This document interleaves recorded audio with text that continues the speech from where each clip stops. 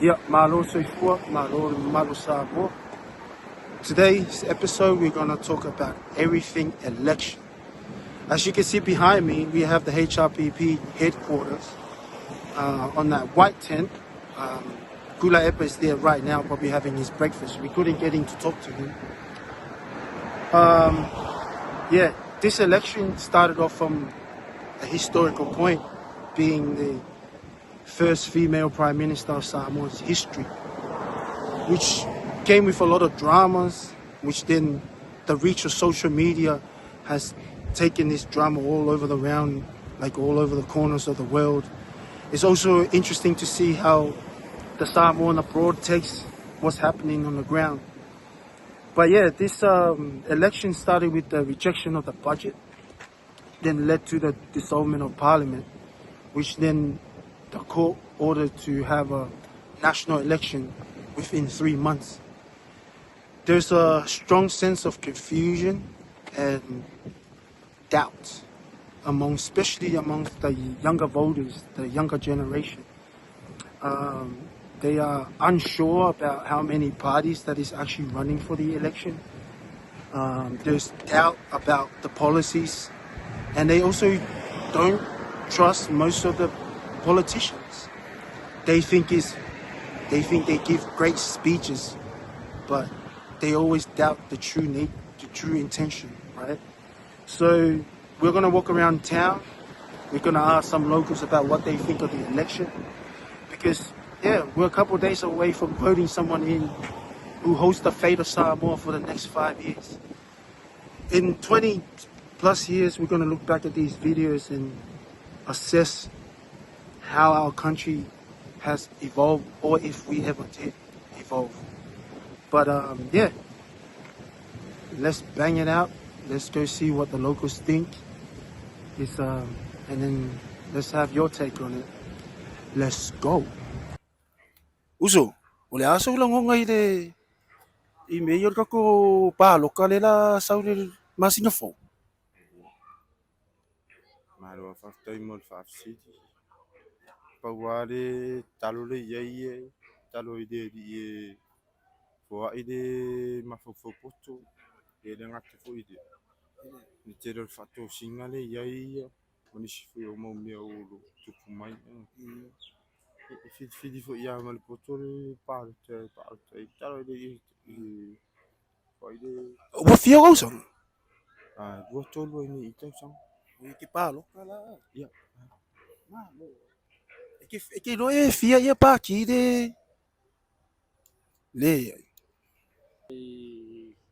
Fonga le kua kua i ka kire ro pe paro kara o ia le au wa ngare ho kongon Aw ki mga ay malo. ka kire ro ke mo maro maka ku Wa ye malo. ia la la ile kongon mako kongon mako pakulo suma le pure So yeah, we're taking a look around today. I'm just gonna go randomly around these people and then see what they have to say. Let's go. So what I'm learning very quickly now is just like everyone is keen to get on the camera when I said YouTube, but when I asked the election questions, yeah, no one wants to say anything. So yeah, I can't wait to find those who actually wants to talk about this stuff. But it shows maybe the lack of the parties being transparent. There's a lot of people don't know how many party there is too. So keen to ask more people. So let's go. Yeah, so we're here at the bus stops. Yeah, we're gonna keep asking these people these questions. ia am tai la mo fa sit ia ke ro su te ro au ie so longa le ia me uma i ro ava ta sele tu ai me uma ne ia se me la fare ton awa tupu le anga ma o tangata o lai whaonga se inga Facebook. Tau atu, tau tātou. A tū mai le whainga malo, tātou lango, a tū mai le whainga malo, tātou lango lango. Ia wai, o le etisi. O le mea la, o le mea na oia, i ro fuerisi. A wai loa la, mea la etisi. O na wa ia fua. A ia fua. Pio fa fisini a lo so le ia me uma o te loa a fata se le tue fina palo o le ia me uma atu ko te Yeah. loa fit Yeah, uso e ke do e fia pa ki le lunga e pa lo kai kanga kare masinga fo. o te loa fa lo ngue fitu ni fit ia fa fisini o o te le usira fia ia vai se lo fai atu o le fast ia si tulo ia o fato le chapipi ele tu sa mal fingal na tangata vai le malo se se tas ele o no o le mele o le tu fina uma vanga e lo io le mela io vai le lo mai foi me foi tate te se tai io le fafsit tai lo fafsit Ma lo uso fio ka usanga. Masih fu ya wo 25 kau sang kini Ke pa lo ko. ya O ke ma ro pa lo ka le ras. je kemi ko udah mau kongo kali dopo ide bang fa upo fai de ra pa lo ko adi mau ku sa fi ngoi Ai ke ronga e fia pa ia pa ki de ia rem fanya pa lo kai ka kan masinga fo. yang pe ya ko pa ki ye E mari e fik ya e fik.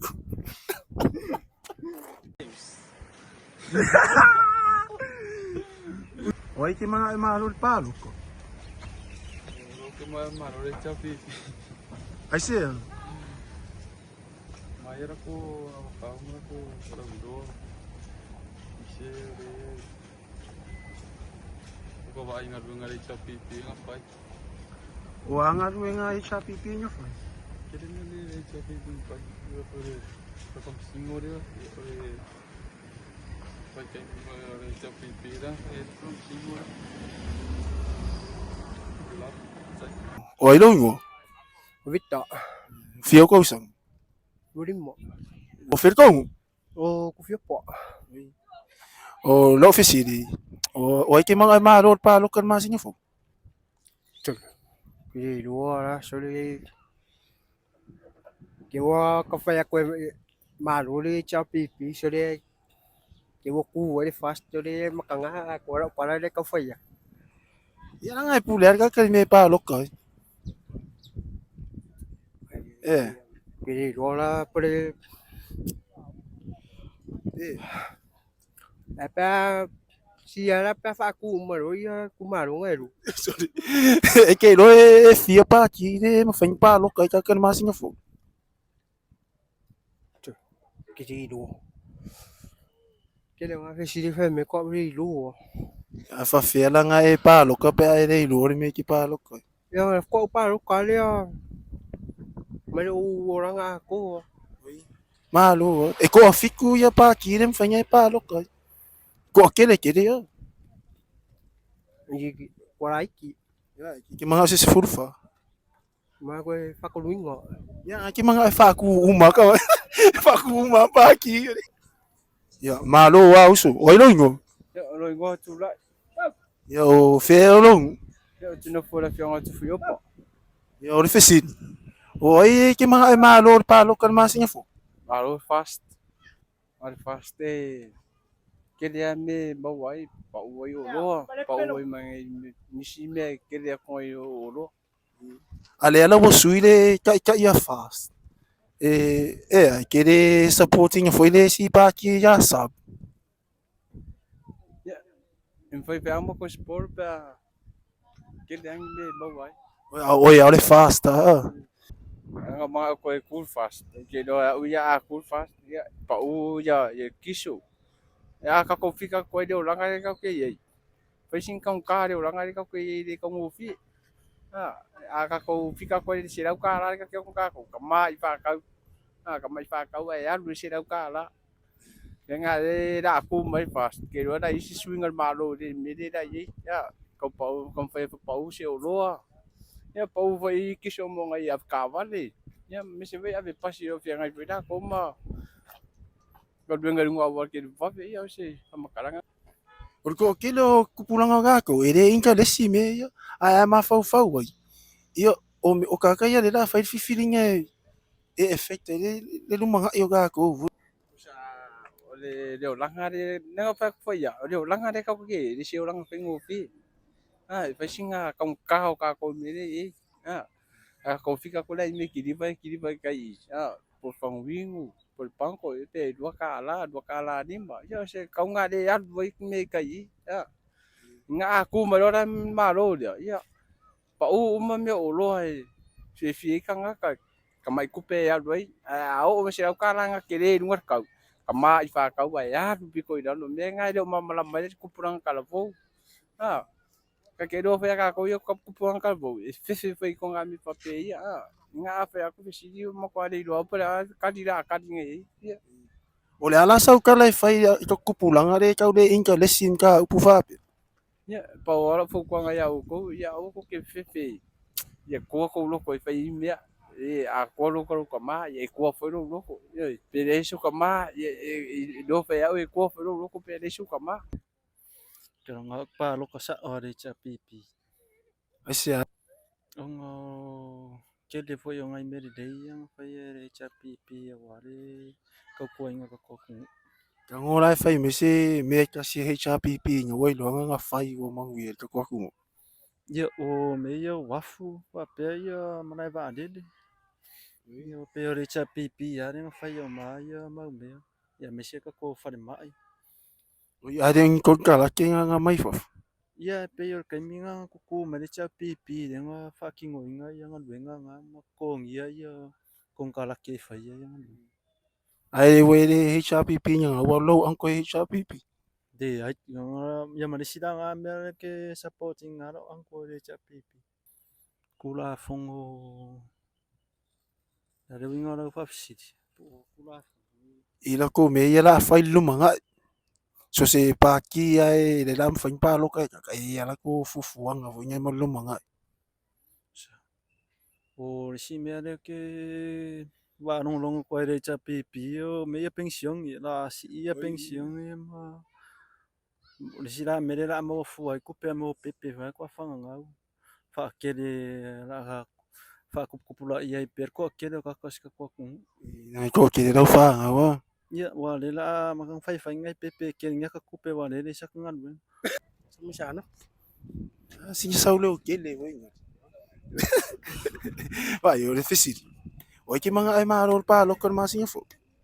HRPP si kwe fa phụ đi miang sau ấy o cái lấy công ca rồi phỏng ăn với cái mình ai có mà ơi kwe cụ lại mình để cho pi pe kwe si swing mày pe kwe phụ đi mày ăn một cái ngày luôn đi với cái mình đây nó cụ lại mình phát Ma lo.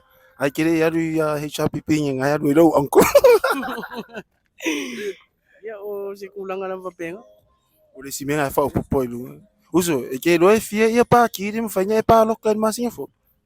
kasi apa Pe ko fie ke lo pa ki de ye de ma fa nya pa lo ka ka. ko fa So de ko fiku. ko fit Que vai ya kwa pa pogisa. mi yang sana Let's go sa ngapu. O ele fa ma la sa ngapu. sao đi Lo ari uso. Wa ya wa fi sidi. O ke mga ai ma ro pa lo ka de la sa lu ma sin fo. rồi HLPP Ase ame ke mga o ma ro HRP. cái này vui na vui Malaysia phải rồi na coi cả hội coi mà giờ đây nó có lòng lòng xua đi các công cá số phượng lắm Ai ke fie ni me nga fa ele fast nga ki minha ku. yang nó phía phía ya kayak waya abi famo mo ingero o pa no kai na lang lang mo mo di makosyo yero sabi mo ko O ke mga ai ma ro pa lo.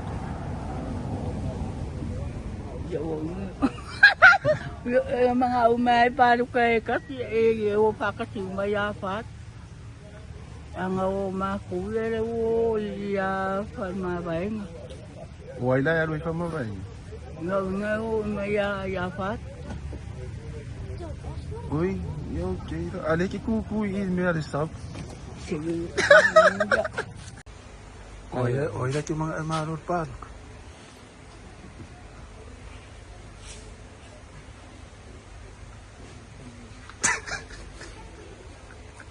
le nga palo pa ya vai ngot pa ya wa pula ina yo nga o ke si vai no ke au ku ko kasi ho ya Ah, isili. Yo Joshua. Lengo sila sa Christy nga mala. Wai ki mga road palo. Mga ay kule fast. I see. Go fast. Nga ele coach venya le e ka mai walk the talk. Esa valida ko nako ka kingonga. Ila ko me ye pe me. Pangamata anabata. So mo yo to ela ve kule. Ki mga o file mu mo la ku. Mar file mu. Ora se me mo file mu. File mu lo la ku ya no mo bebesi. De pe bebesi. Aí se me le mero le ves. Esse mesmo mais peleste ai no. Alô? So we're 24 to 48 hours away from the election where we're about to elect someone to run Samoa for the next 5 years. I've been very blessed, been fortunate enough to be in Samoa on the ground when this is all happening. I got to talk to a lot of locals, a lot of the people on the ground to hear their thoughts on it. Top pointers of those is that, you know, a lot of people in Samoa would like to tell the people abroad to stay where you're at. Essentially meaning like you don't live here, you shouldn't have a say in the election, which is, you know, I guess it's kind of true. I've also noticed too the way people relate to the parties is either they fully support it or they full hate on it. They full divorce themselves from it. Yeah, ke le akala fe me ya pa ki te pelo uma I malolo foi. Ya ka kole ko va ai foi se si ta ko mu. A lot of those. I've also seen the importance that's been shown to the high position people. So, you know, the Magais, the Whaiwhiau, the Aoreres. But the age 21 to 34 is 25% of the Samoan population. They have a vote. I've also seen the younger generation not fully understand the power of their vote. Because really, no matter how high you are in the position of church or the village, you get the same vote as a 21-year-old that's, you know, just doing normal stuff. Yeah, it's been a very, very blessed time to be here in Samoa for me to witness this historical time. Samoan's politics has never been this hype. There's definitely like anticipation in the air. Like a lot of people are wishing each other luck for the Paloka, for the election. Yeah, it's gonna be good to see how the next 5 years unfold, and it's also gonna be very good for me to see how people react once the election is over and once someone is elected. Yeah. So for the election 2025, yeah, my country is going through it. So yeah, let's just bang it out and let's just keep heading in whatever direction we need to go and understand where we're going. And then we'll see what happens next. Let's bang it out.